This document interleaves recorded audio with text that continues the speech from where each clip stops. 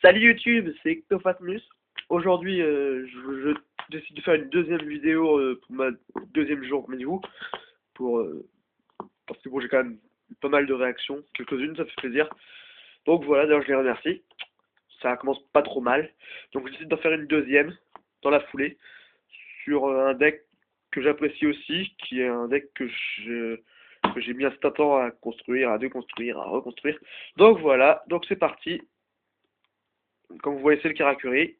Donc 3 quick, base du deck, 3 1007 d'attaque, 1007 de défense. Donc voilà. Ensuite, 3 Komachi. Monstre assez sympa. Donc quand on l'invoque, tant qu'elle est sur le terrain, on aura une deuxième invocation normale. Donc ça ouvre des portes d'action assez intéressantes. Ça tourne des niveau 3. Donc voilà. 3 soldats. C'est en fait quand il est détruit au combat, on va chercher un caractère du deck niveau 4 ou moins, donc on tutorise tout le deck quoi. Lui compris. 1004 d'attaque. Donc comme tous les Karakuri, lorsqu'ils subissent des attaques en fonction de leur position, ils peuvent changer leur position de combat. Et ils sont obligés d'attaquer. Donc voilà. 2 marchands. Tutorise la... Permet, quand il a bloqué, on tutorise une Karakuri. Je joue x2 parce que bah, ses stats me gênent un petit peu. Et il est bien suffisant à x2 pour gérer le deck. Un Seizan. Château niveau 4. Ou pas mal de portes d'action aussi. Un seul stratège. Pour éviter les mains full stratège. C'est assez, un seul suffit. 2 Trojtex qui viennent de la petite box dans le cas, je crois. Donc voilà, je joue 2 textes. Et oui, moi j'ai eu accès à la petite box plus tôt. Donc voilà. Un seul Veiler. Parce que c'est pareil, c'est pas forcément super utile dans le bêta. Enfin, dans ce deck dont je joue 3x3. Un seul suffit. Un Gorz. C'est pareil, ça c'est histoire d'éviter les gros tons adverses. Pouvoir faire des retours sur cet intérieur. Pour la base magie, Reborn, Trou Noir, Violent, Book of Moon, POA, Mind. Donc ça c'est toute la base Staple. J'explique pas, c'est pas forcément utile. 2 Typhons, pas x3, parce que le deck est plutôt aggro, donc c'est pas forcément utile. Une Désynchro. J'en joue qu'une seule, parce que bah c'est bien, mais si t'as pas de synchro sur le terrain, c'est pas forcément utile. C'est très utile par contre, parce que ça permet de refaire les effets des synchro Karakuri. Autant dire que c'est ultime, puisque les 2 Karakuri synchro, quand ils sont spé, donc effectivement, on tuto un autre Karakuri du deck. Donc voilà, c'est assez fort. On fait ça, on fait appel 1 de Sato, on fait une nouvelle synchro Karakuri, et voilà. 2 pads. Ça c'est combo avec Quick. Ça te protège, ça peut te piquer un monstre adverse. Tu passes le monstre en mode défense, tu attaques avec Quick, tu fais un monstre tiers, voilà, c'est combo, moi j'aime beaucoup.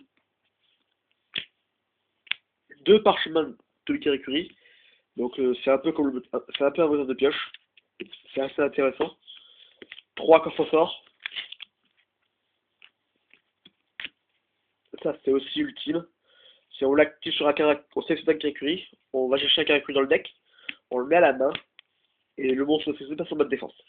Ou on change un peu de tout. Donc voilà, c'est ultime, on tutorise tout le deck, on fait les effets, voilà. Et une instant de fusion, une seule, c'est bien suffisant. Donc voilà, c'est ultime. Ça, je vous expliquerai après pourquoi. Une Starlight. Parce que comme dans le deck on joue beaucoup de monstres, on peut faire des synchros assez rapidement et en grand nombre. Pour les protéger, ça peut être sympa. 2 calls, pour relancer le combo, ça c'est sympa aussi. Et la brigade Solène, Warning et Solène, voilà. Je finis par l'extra. Kaylor, du Naturia, basique puisque j'ai beaucoup de montres terre. C'est-à-dire on fait Komachi plus marchand, ça fait 5. Donc voilà. Brionac, Barkion, c'est pareil, là c'est un petit peu, bah, c'est Freizan plus marchand, donc j'en joue quand même je le joue même si c'est moins utile vu que l'on va justement facilement. Un landoise, donc là c'est très facile à sortir. Je joue beaucoup de cartes magiques, donc c'est pour ça qu'il faut pas jouer les cartes magiques n'importe comment. Un black rose, ça c'est basique aussi. Deux bourreilles, donc lui quand on l'invoque spé, quand on l'invoque par synchro, on spé un caractère du deck. Je dis qu'on se fait plaisir quoi, on spé un deal 7. Et il y a un effet, on sélectionne sur le terrain, on change sa position de combat. Donc le deuxième c'est bourré d'eau. Donc lui, quand un caractère, pareil, il se fait un caractère du deck. Et quand un caractère de combat, le compris, je fais une carte. Donc c'est très intéressant. Un Dust. Donc là, je joue Dust, parce qu'il y a quand même des pieds qu'il faut pas défendre, à protéger. Donc ça peut être intéressant de le jouer. Là, compo là. Même bon, on joue lui plus un bourré d'eau, disant tu parles trop noir quoi. Donc voilà. Le Scrap Dragon, ça c'est pareil, c'est basique, rien à en dire. Une Swarm. C'est pareil, ça peut faire un bon kill sur ce qu'il faut. Un Utopie.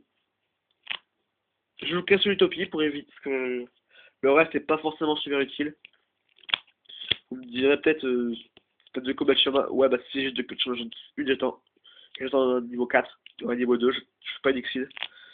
C'est pas intéressant, je trouve. L'Exceed, c'est pas le but du deck. Donc je préfère attendre un tour et perdre un tour et c'est synchro derrière qui va faire chier que faire une Exceed, ça dira rien. Et un Cybersaurus. Voilà. J'espère que vous aurez apprécié la vidéo. J'en ferai pas tous les jours.